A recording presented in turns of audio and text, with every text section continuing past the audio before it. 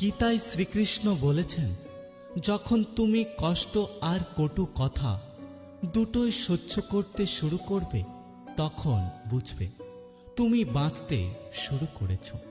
যদি ভগবান আপনাকে অনেক বেশি অপেক্ষা করাচ্ছেন, তাহলে প্রস্তুত থাকুন।